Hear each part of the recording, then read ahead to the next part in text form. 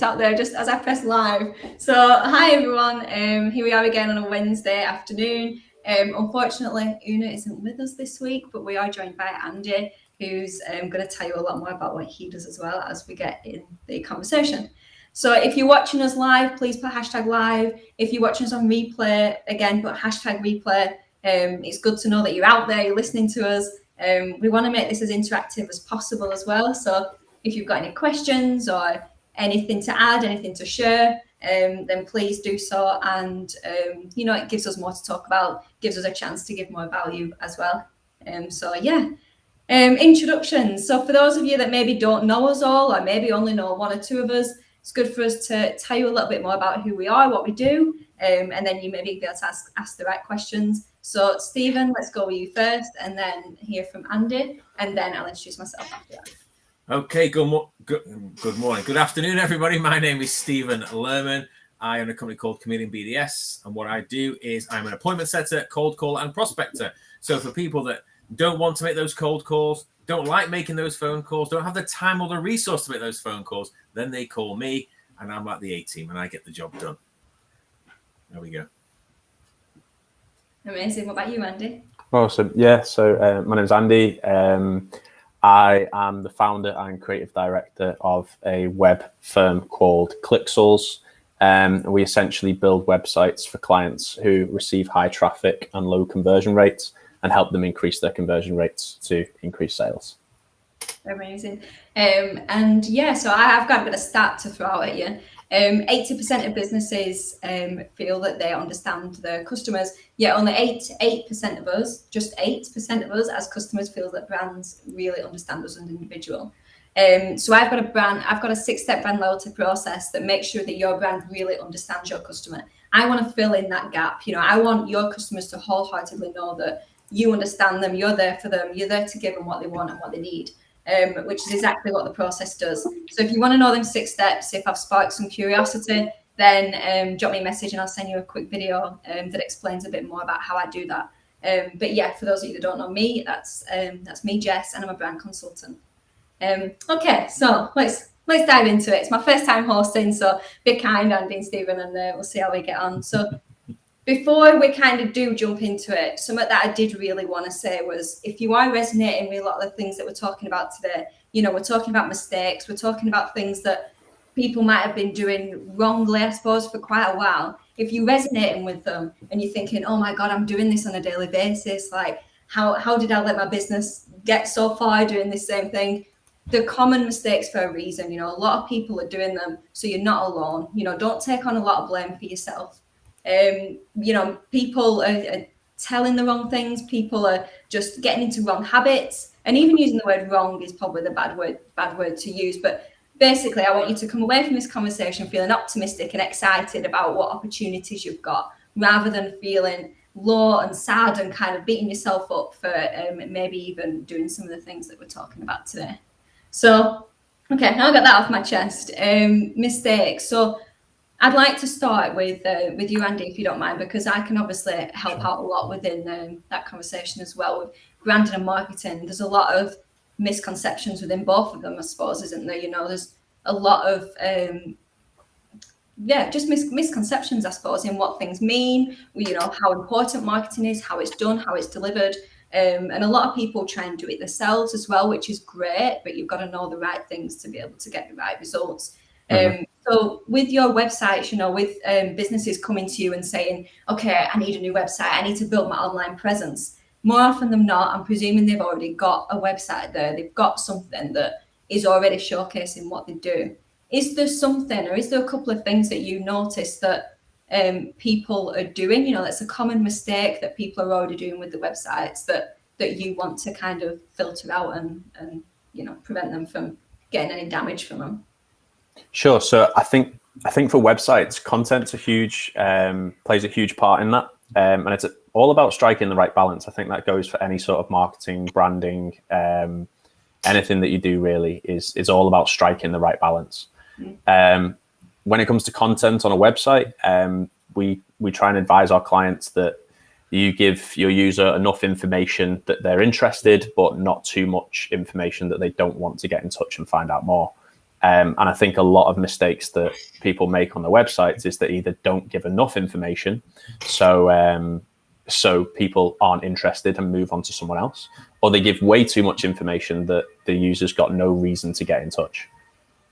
Yeah, that's a really good point, because when you think of content, you might think, okay, I just need a few words here, I need a few words there, and maybe there's not much thought process into it. And you're right, having that balance, it is key, isn't it? Because you don't want to give too much away, but you don't want to hold too much back either. Something else that I kind of spot when I look at websites as well, you probably agree, is a lot of businesses making it all about themselves. A lot of the businesses are saying, we do this, we do that, we strive at this, these are our services. Rather than spinning that round on the reader and saying, this is how we're going to help you, if you're feeling like this is what you'll benefit from it. And again, it's just balance, isn't it?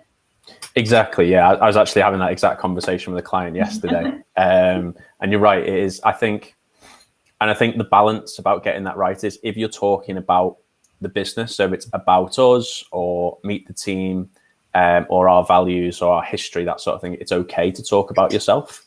But when you're talking about services, when you're talking about results, case studies, testimonials, they should be more focused around what results the user will get if they sign up, essentially.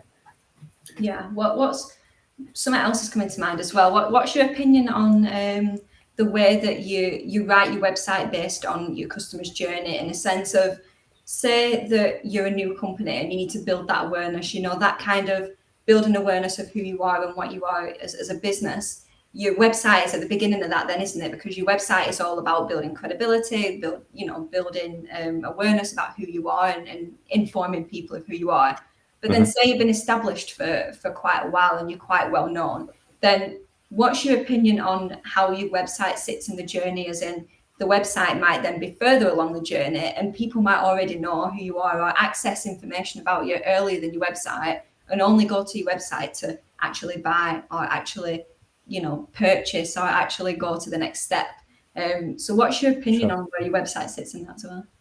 So I think it's important to remember that a website in the current day and age, 2021, it's not good enough for your website to just be a hub of information. It needs to be a sales tool.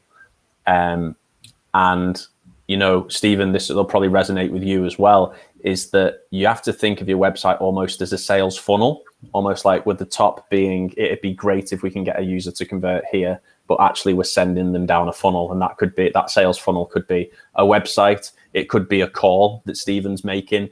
And what it's about giving that user enough information that they want to convert into a client. So it could be step one, we tell them what we do, who we are, why they'd want it, and why we're so great. And then if that point they've decided that they're not ready to convert at that point, we have to think, why aren't they ready to convert? So maybe they need a bit more trust. Maybe we need to throw some testimonials as the next section, to show them that we've got happy customers. Are they converting at that point? Okay, they're not converting. Maybe we need to give them some more information about our services. So really structuring that content around, why is the user scrolling down that page? Why haven't they clicked the get in touch button yet? And I guess, Stephen, that kind of goes on to you, really. It probably similar for you is if someone doesn't bite your hand off in the first 20 seconds, you've really got to evolve that sales process into more of a funnel. Yeah, well, actually, going back a step, this was going to lead me into my question to you, Andy, is how important is it to have a website at the beginning of the journey? Because, I'm not giving away any names, but there are people I know that don't have a website just yet and rely on their wily ways to get business. I mean, it is. I absolutely agree. A website is a great tool for hosting information, as well as testimonials and statistics. But I wanted to know, can too much information be a bad thing? Like you said, it's like when you send out an email to somebody, you've got 7 seconds to impress somebody or to grab their attention. Is that the same for a website? How much time will somebody generally stay on a website before they decide whether they want to click further or go somewhere else?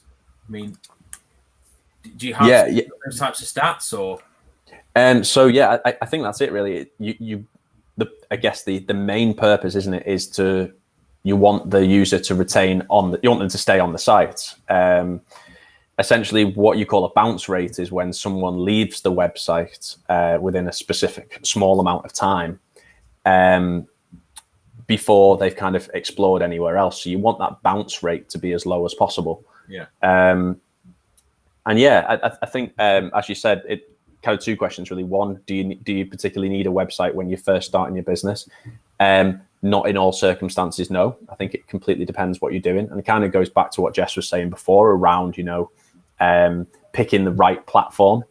It could be that if you're a health store selling candles, for example, you could just use Instagram to start out with. You probably don't need a website, but you do have to have some sort of brand presence, because I think that gives you, it gives you trust.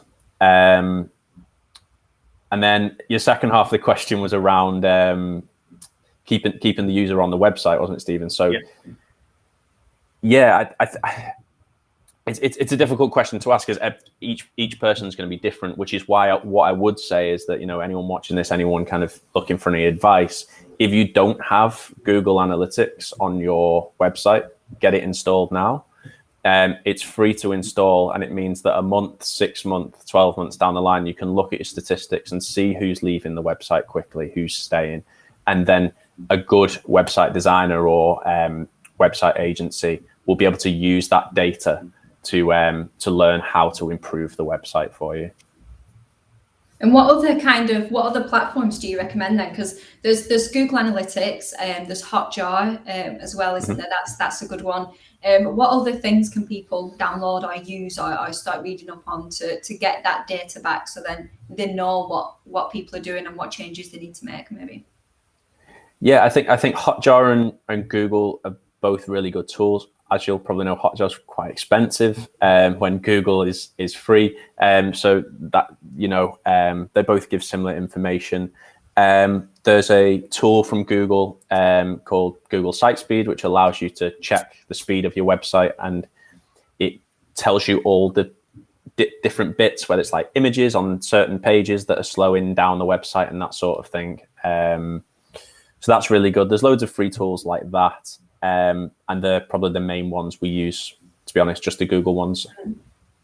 I suppose it's knowing how to use them as well, isn't it? So getting in touch with someone like yourself and saying, I've downloaded this on my website. Okay, now what? What do I do with it? What does all this mean? That's the key of it, isn't it? Talking to people and soaking up a bit of knowledge. Definitely, yeah. And I think even if you don't understand how to read the data, it's really important to get it on there as soon as possible, because if in 3 months' time you decide to redo your website, go to an agency or bring someone in-house, they'll be able to use that data to make quantitative estimations, really, to kind of guesswork on. It'd be less guesswork and more educated guesswork of how the new site's going to work, if they have access to that data. Yeah. I think that kind of nicely leads on as well to something that I've been thinking about. A key thing is communication. So we're talking about now communication, maybe internally. How can people internally in a business sit around a room and look at a website and think, how can we make it bigger?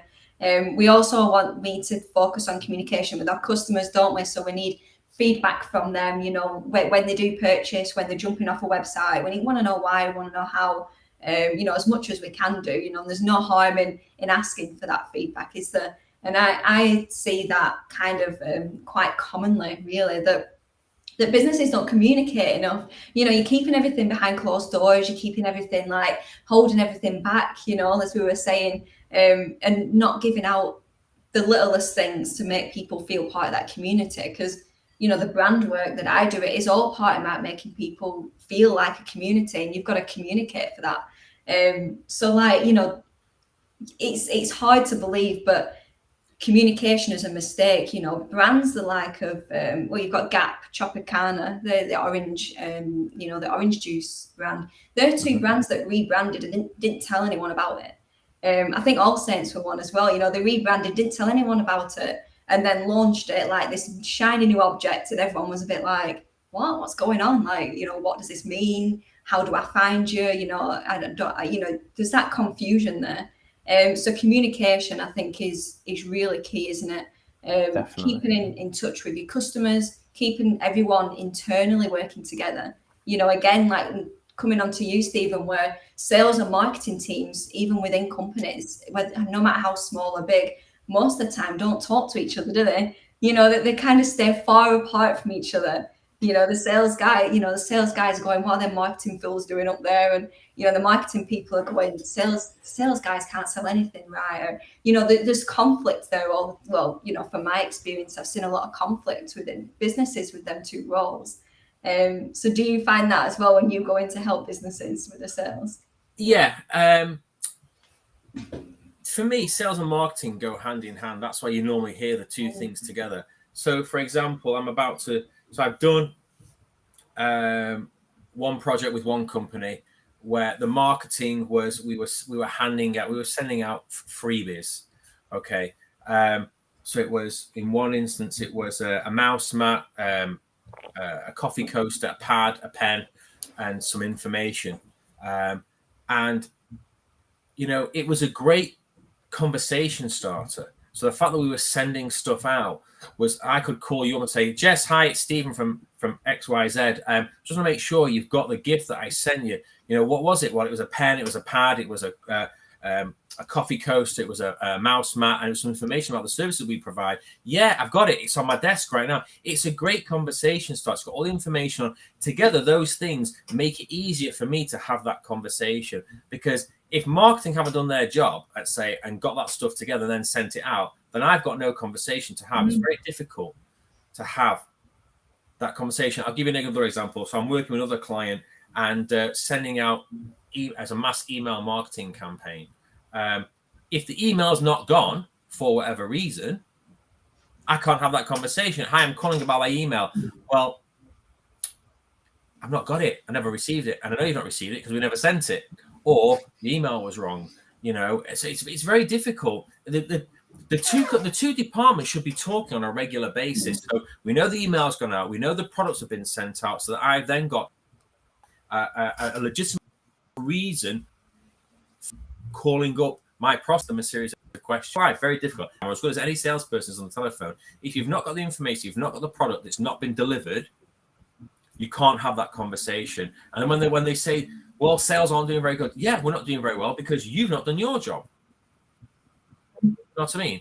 And that's where that satisfaction, that customer satisfaction gets damaged then, doesn't it? Because then, you're not getting people coming back because they know there's that miscommunication somewhere, even if they don't consciously know it, they're subconsciously getting the back burner of it, aren't they? So, yeah. So, the whole topic of this conversation was common mistakes. Is making sure that for my side, sales and marketing are working together. Things have been sent out, whether it's an item, a product, or an email. Make sure the campaign has got off on the right foot, because it's difficult enough as it is to get a sale without having things fall apart behind the scenes before it even gets to the client. What about for the one-man band businesses out there? What about what can they do to, obviously they're in the know of what they're doing with the sales and what they're doing with the marketing. What can they do to make sure they've got that right balance, or make sure that they're using the two to complement each other? So it's very difficult. So for a smaller organization might want to outsource some of that functionality, and it's very reasonably priced service. I mean, not just me, I know my services are reasonably priced, but if they want to take control of one side of the business, let's say sending out the marketing material, and then they haven't got the time to then make those phone calls, either do it in smaller batches, bite-sized chunks, okay, rather than sending out 1,000 emails, because then they're going to struggle. If it's 1,000 emails they've got to send out, or 1,000 products they've got to send out, how are they going to follow up 1,000 phone calls? Do it in smaller batches. Don't be so gung-ho, because it'll just end up being an epic fail. Yeah, I love that. Yeah, I mean, I don't know. What do you think, Andy? What are your thoughts on that?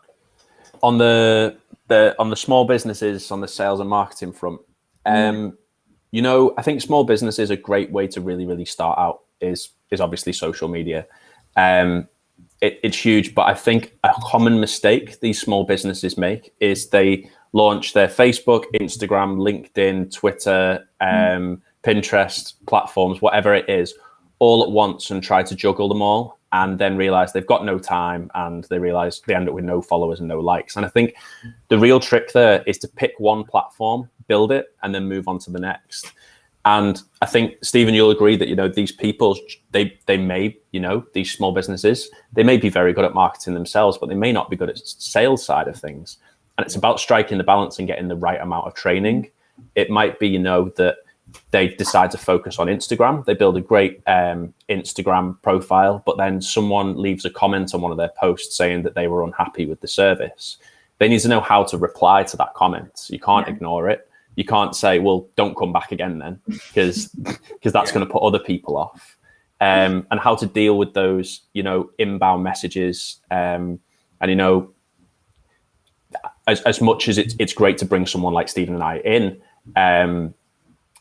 it's also good to be trained up and to be in the know as well. Would you agree? Yeah, I think as well, research, isn't it? It's getting the right research. Like, when I start working with clients, I'll say, right, I'll ask all the right questions. Who's your target audience? What's your mission? What's your vision? What you're about? All this stuff that we kind of discover along the process. But when you initially ask the question, they're confident. They're like, yeah, I know this. I know exactly who my customer is. I know exactly where I want to be. But they've only scratched the surface. They've not dig deep enough into the research.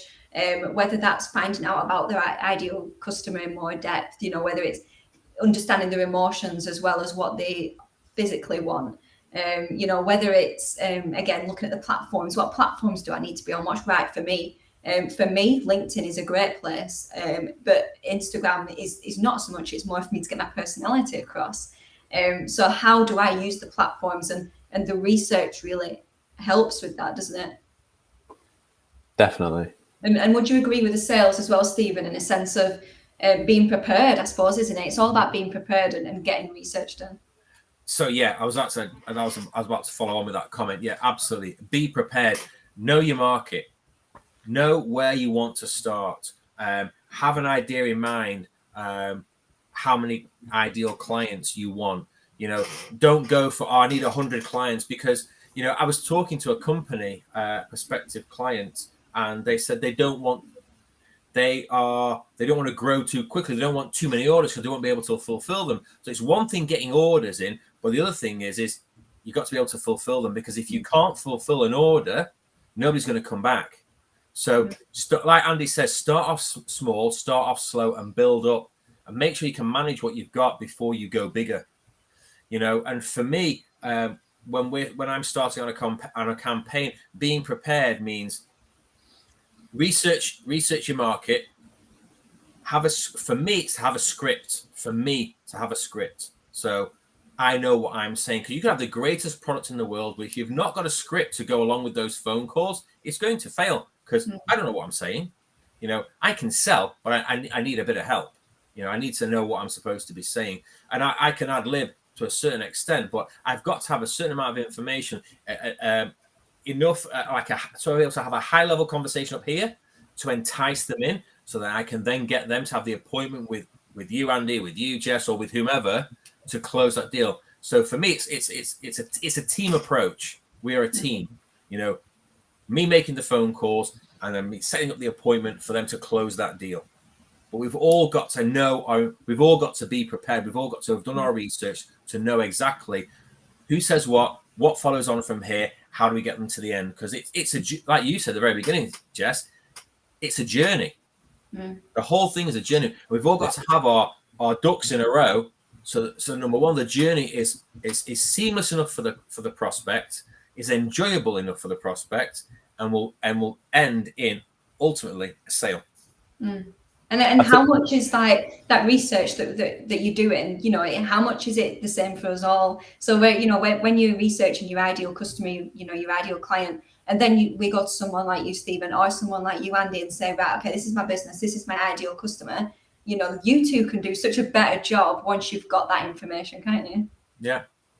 I said to somebody the other day, What makes this whole partnership successful is 3 things. Great product. Oh, this is just for me. Great script. Yeah. And 3, a great person delivering the script. But it can work for anything. You know, it can be a great person doing the branding and a great person doing the web design. You know, we are interchangeable. But the thing that remains the same is you've got to have a great product, and you've got to have a great script, and you've got to know everything. Research, market, customers, competitors.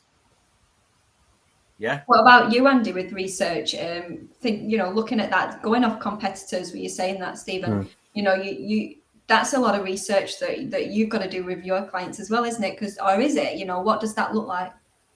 Definitely. I think just to touch just to kind of segue to touch on what Stephen said around, knowing your customer. I think that's super, super important, knowing who they are. Because for me, I don't know what you guys think, but for me, as soon as someone says, oh, I want an introduction to anyone, then that translates in my head to no one, because you have to be specific around who your customer are. And that research stage that you mentioned, Jess, it's not just about looking at competitors and thinking, what are the competitors doing? I'll do that. Instead, what you should be doing should be creating avatars of the personas of your type of customer.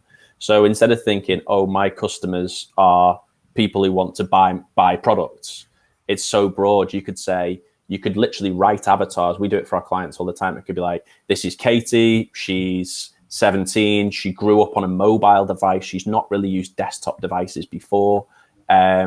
So we need to assure that this website works on mobile. This is Graham. He's in his 60s. He prefers to use an iPad. We need to make sure that the website works on iPad for him. And all those different like little kind of, we look at what they like, what their interests are, what their frustrations are, and assure that the entire journey adheres to all of that. I think that they're key. They're really key things, aren't they? Even like the frustrations and things like that. I think when you do your profile, and it's so easy to do the basics, isn't it? So easy to go, okay, yeah, I know my customer. You know, I've called him Jed. You know, and he works at this company, and he does this, and he earns this salary. But then when you start saying, right, okay, but what is it that's challenging him every day? What is it that he's frustrated by? You know, what is it that, how does he want to feel when he's looking at your website or your product, or, you know, consuming your product? What do you want him to go away thinking, feeling, seeing? You know, you've got to know them sort of stuff as well, haven't you? And it's easy to just go, yeah, I've got my profile, but digging that little bit deeper, it pays off, doesn't it? Yeah, exactly. And I think ultimately, you could be the best in the world at what you do, but if you haven't got a sales and marketing strategy, no one will ever hear about it. Yeah, because that's another thing as well, isn't it? Strategy. You know, having a strategy, in a sense, same sense as being prepared for a call, like you were saying, Stephen. You know, there's no point picking up a phone and going, "Hi, yeah, I'm Jess. Oh, yeah, I don't know what I'm saying. I'm lost." You know, you've got to have a plan of what you're doing, and it's the same with your marketing and your brand. You've got to have a plan, and that's in the form of a strategy, and not just create a strategy, you know, with maybe a consultant or a coach or someone, and then have that for the next 3 years and not really look at it or change it. You know, keep looking at it and keep seeing where you can tweak, you know, what more you can do and things like that. So yeah, do you both agree with that as well? Absolutely. Perfect. Hi, Karen, as well. And you're joining us. If you've got any questions, please just put it in comments. As again, if anyone's listening and they're just, I don't know, like agreeing with everything that we were saying, you know, put some thumbs up or some smiley faces or something in the comments. You know, it's always good to know you're there. So yeah, any other kind of mistakes that are coming to mind, or any other tips that anyone is thinking of? Jess, you mentioned, you know, different types of marketing strategy, different types of sales strategy. Honestly, I think all of them work. It's just about finding the best one for your personality type. You know, I'm sure we've all had people say, "Oh, I ran some ads on Facebook and I didn't get anything from them." But we've also had people say, "I've ran ads on Facebook and that's how I get all of my sales." For me, I'm, me and my business partner were talking about this the other day, and we were saying that all of our sales come off introductions and referrals. That's everything. We don't do any outbound marketing. And that's essentially how we get ours. And we've really thought about our personality types. And, our oldest friends are from high school or from college. And they're kind of the people we're still in touch with now. So it's all about those building long-lasting partnerships and relationships. And then you've got like one of my closest friends is incredible at running Facebook ads, but really struggles with building relationships face to face. So again, it's about finding the right the right one for you. Yeah, I completely agree with that, because again, going back to the beginning of what you said, where it's so easy to look at what your competition are doing and going, oh, they've done an ad and they look like they've done great from that. Look at all the engagement they've got from it. Okay, we need to do that. But you've not necessarily got the right target audience. And if anything, you shouldn't have the exact same target audience, because you want to stand out and be different from people in some way or another. So if you can target a different person, then that's an easier way to do that. But it's so easy to kind of want to do that, isn't it? And not not look inwards and think, right, okay, what's good for me as a person, but also what really makes my customers tick. What do they want to build relationships as well, or do they just want to a quick buy, or they don't really want to know who you are? It's understanding that personality type. Exactly. And I think Stephen, for me, like I'm petrified of the idea of calling someone up that isn't expecting my call. Like in design, especially when you're a freelancer, which I was before this agency life, they say, sales is all about cold calling. And for me, it made me feel really uncomfortable. I guess, and I know you're running this, Jess, but you don't mind me asking, Stephen, obviously cold calling is kind of your go-to in sales calling. How have you played with any other tactics and have found like that one's just the best one for you? For me, it's all about my personality. So I'm a very chatty person. I like to build relationships. So that's how I garner sales. Is I can't hang around and wait. I got to get it done. So I started out my cold calling career knocking on doors, in America, pounding the streets, and from there I progressed to the telephone. It's for me, it's a quicker win. So you get told right away. There's no, if you're sending emails, you've got the chat. It's a delay. There's a delay process before they answer you and they make a decision, yes or no. So for me, picking up the telephone, providing they can answer the phone, it's a straightforward yes or no. And you can tell pretty much right away whether they're interested. They might try to fob you off, but I'll say something. It might say something mildly amusing on the telephone at the very beginning to break the ice. Whether it's a gatekeeper or it's the person I want to talk to. Whether I cough and spill my coffee all over the place, or I fall off my chair, or the dog barks, or I don't know, anything. And these are actual things that have happened to me while I'm on the phone, and it breaks the ice. And this works for me.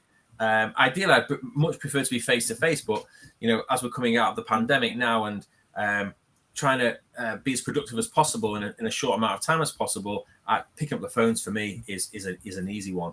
I hadn't really thought about doing it any other way. Is the honest answer. I like picking up the phone. I don't take it personally. I know it's not me they're saying no to. It's the idea, the product, the service, or solution that I'm offering at that moment in time. But at the end of the day, I'm always polite. I always have a smile on my face. That is a big one. When you talk to people and you've got a smile on your face, you can hear it in their voice. Yes, rather than being a grumpy guy, you'd be really happy and smiley, and and it wins people over. I can, I've sent an email to somebody, and I have a read receipt on all my emails because I need to know who's read them or not for when I go to the next level. And he deleted it without reading it. And I know he deleted without reading it because I got a message back saying deleted without reading it. But I feigned ignorance and I said, "Oh, hi, blah, blah. Just wondering if you got my email." No. Went through the whole conversation. Tell me a little bit more about it. So I told him a little bit more. Yeah, can you send me the information again? Yeah. So for me, the cold calling, it works. It's not everybody's cup of tea. People have a fear. It's the fear of rejection. Yes. Yeah. They don't want to make that phone call. And that's why the companies like mine exist, to take away that burden, that responsibility. That fear of rejection, I think that's something that kind of we all go through at some point, isn't it? Yeah. And it kind of ties in with that fear of missing out as well, doesn't it? Even they kind of contradict each other the same way. Broad shoulders, you see. Broad shoulders. Yeah, we've got a fear of someone saying no. When we've done a talk about that not so long ago, didn't we, about rejection and saying no and getting no's in return. So if anyone wants to look back at that, drop us a message. We'll send you a link to the original post. But also missing out, again with what Karen was saying. I'll put it up again. Karen showed it the Magpie Effect, Yeah, I like which that. actually made me think at first. I was like, what does that mean? And then it's like that shiny object syndrome, isn't it, where you're constantly looking at other things and you're wanting to do that instead of looking at what you're doing. And again, it's that fear of missing out. You're worried about what other people are doing, so you're thinking, oh, I can't miss out on that opportunity. And even with digging deep into your customer, if you're scratching the surface of who they are, and you're not going deep enough and really finding out about them, you've got a fear of pigeonholing yourself, haven't you? And again, missing out on opportunities. My avatar's called Bob, but actually, someone, Julie might want my services as well. And we've got to say, right, okay, that's fine. We're not saying that they can't come and be part of your brand as well. We're just saying that let's talk to one person. So then if they're resonating with it, and other people will resonate with it as well. So it comes down to them fears, doesn't it? Absolutely. Definitely. I think that fear of rejection is huge when you become your own boss, because it's an obstacle everyone has to face at some point, whether it's calling someone, whether it's meeting someone at a networking event. And a lot of people, there's a huge majority of people, especially after COVID, that are starting businesses off the back of rejection. Maybe they've been made redundant, maybe they've lost their job to the pandemic. So there's lots of people that have experienced that and don't want to experience that again. So it's great to see business owners, again, like you, Stephen, just resilience. And, if I'd known about your services when I'd first gone self-employed, you would have had yourself a client straight away. I think it's great. It's great to know that those services are around. You're absolutely right. It was, I struggled when I got made redundant just before the pandemic in January. I'm like, what am I going to do? And I thought, you know what? I know what I'm good at. I'm good at sales. I'm good at knocking on doors. I'm good at talking to people. Why don't I offer, instead of offering my services to one company, here, this is how selfless I am. Instead of offering my services to just one company and being employed by one company, I'll subcontract myself out to 5 companies. It's that whole givers gain philosophy. Yeah. Definitely. But it's true. I can help multiple people. People don't like for making phone calls.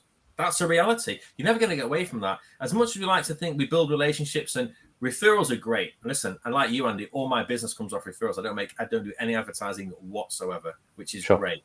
It's a great position to be in. But we also need to be mindful that we do need to make outbound calls at some point and look for new business. And the best time to look for new business is when you're busy, because when you're slow and you've got no business, you panic and you take anything and you end up losing money. Yeah. But cold calling. Yeah. It's integral to new business.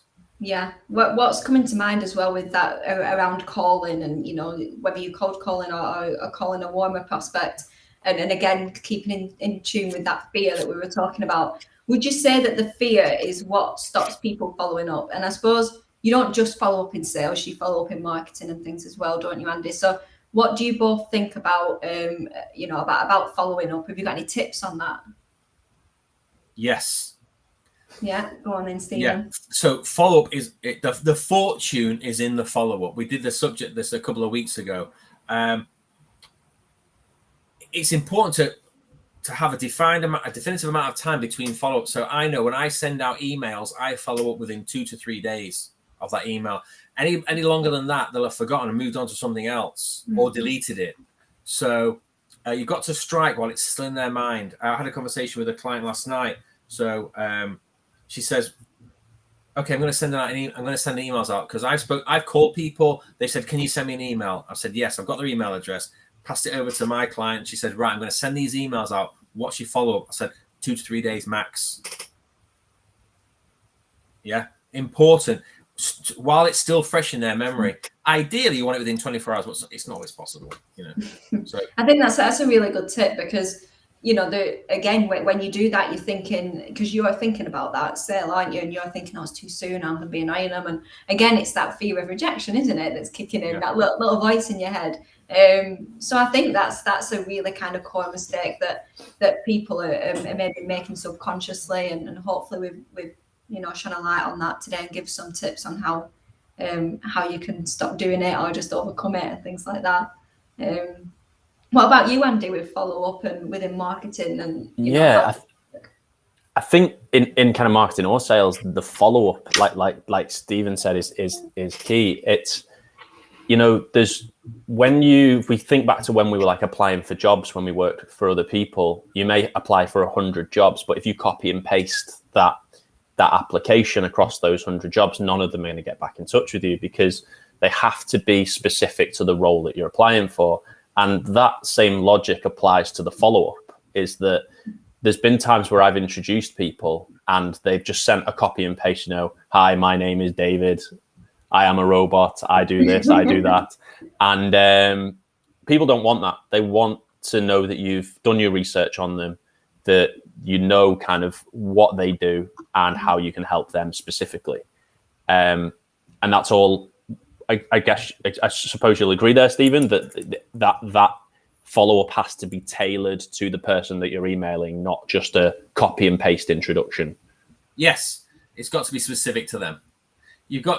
Ultimately, you want to make them feel like it is all about them anyway, but more personalized you can make that follow-up, the better.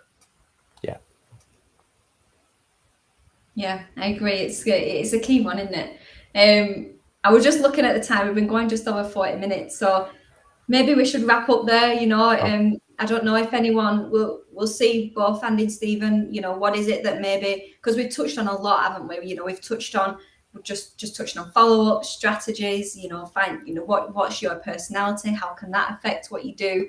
Your research, communication, internally and externally. We've touched on quite a lot of business, haven't we, between us, I suppose. So what is it, Andy, if you first, what is it that's maybe stood out to you, or what is it that you want to maybe repeat to give people before we go?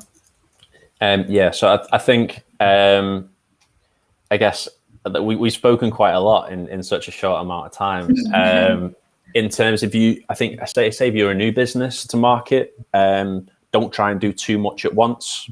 Concentrate maybe on one platform at a time, whether that's Instagram, LinkedIn, your website. Really focus on selling the value of what you can add rather than the service itself. And I guess as we mentioned, then really work on the whole rejection piece. If you're scared of that rejection, and everyone's scared, no one wants to get rejected, otherwise we'd all be a lot happier. We'd all have more things that we want. I think everyone's scared of rejection in some sort of way, so it's about finding either getting over that or just finding the right route to market for yourself. Really, I guess that's my key takeaways anyway. No, that's great. I think that's really useful as well. What about you, Stephen? For me, Jess, it's what you said. Research is key. Know your market, know your competitors, know your product, know what you want to say, and know what your deliverables are. Don't try to do too much. Keep it. I hate to say it. Keep it real. Keep it manageable. But research is key, because if you go in there half cocked, you're just going to make a mess. And then it's going to be much more difficult to salvage. So Yeah, I'd like to elaborate on very similar to what you both said, with that, Andy, with you saying, communicating that value, really understanding what people emotionally want, so you can communicate that. And then, yeah, it comes back to the research to, again, really knowing, again, what your customers want. Because like I said at the beginning, it was 80% of businesses think that they know the customer, they feel like they know the customer. Yet as consumers, only 8% of us really feel that brands understand us as a person, individually. Maybe we feel stereotyped, I'm not sure, but that's a huge gap. And doing the right research and communicating the right values and getting the right advice and talking to the right people will help you, prevent people being distant from your brand and your company. And in the long term, you'll build loyalty. That's where your profit comes from. That's where your scalability comes from. And that's where your return on investment comes from your sales and your marketing. So yeah, it's always good to start off with the right stuff and researching the key things. So yeah, again, if you really enjoyed, or hopefully you all really enjoyed listening to us, if there's any questions or anything that you've got for either one of us or all of us, then comment. We'll keep looking back at this video, or message us, connect with us. See, we're both all of us are regularly posted on LinkedIn. So keep, connected with us, keep engaging with us, and see what else, you might be able to take away from our conversations. Una will be back with us next week. So we've also got another special guest next week. So keep an eye out on the event page for the topic of that and who that guest is. And yeah, keep in touch. And it's been really good to speak to you, Andy and Stephen, and speak to you all soon. Likewise, Thanks, Jess. take care. Nice to see you, Andy. Bye. Thanks, Jess. Good to see you, Stephen.